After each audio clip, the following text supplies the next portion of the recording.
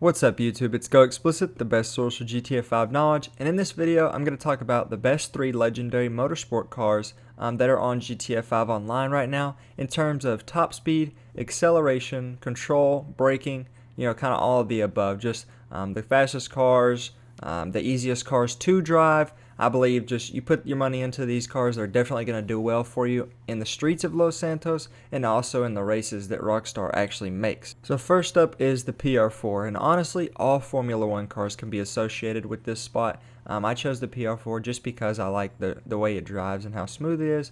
But the traction is impeccable, acceleration and top speed is crazy. What's really cool about the Formula 1 cars, especially the PR4, is you can take turns, even some 90-degree turns, and you're not going to lose any speed at all. So maybe on a straightaway, my number 2 spot, top speed, may max out a little higher than the PR4, but the speed and the control of this car, I really don't think it can be matched. So even if you're on the streets of Los Santos all the way up until the actual races that Rockstar makes, I think the Formula 1 cars are the fastest that you're going to get in terms of, control and speed and being able to turn how you need to or get around people. So the Formula 1 cars are crazy. If you haven't been able to drive them yet, I would definitely go buy one.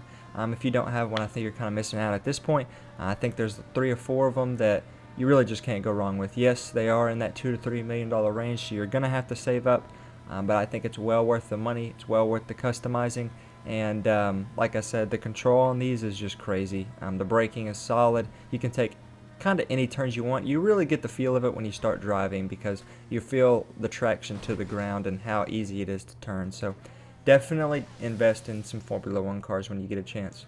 Don't forget, you can actually click the left analog stick on these cars too and get a boost out of them, and it makes it shoot forward and gain a lot of speed. So I thought that was a really cool thing about Formula 1 cars as well. Next up is the Kreger. So it comes in at $2.8 million, and the traction, the acceleration, the braking, it's all very solid for a supercar. But what really stands out to me is the top speed. I've gotten it up to 200 miles an hour, and it's pretty crazy on how fast it goes on a straightaway. So in terms of top speed, I think the Kreger is a wonderful investment.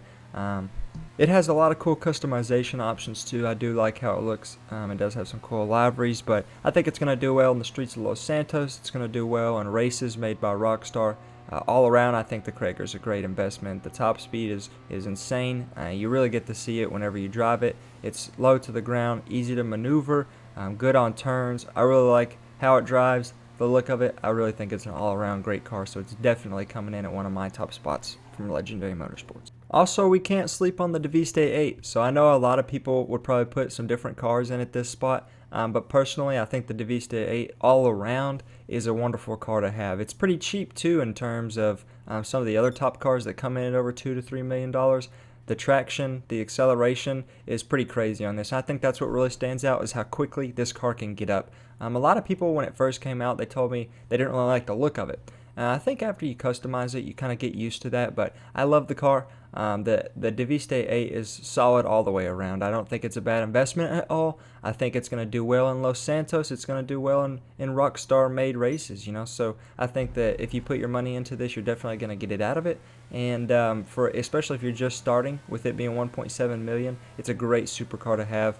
In terms of when you need some speed. So I think you're going to be able to take the turns that you need. It has the traction, it has the braking, and it gets up extremely quick. So if you're looking at more of an acceleration role, I think the Deviste 8 is a good way to go, and it comes in at a pretty cheap price too.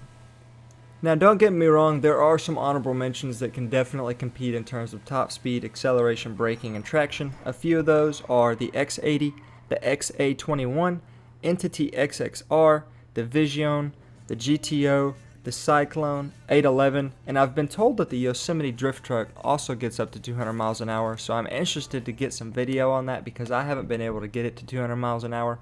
So don't forget, guys, those are also great cars to buy.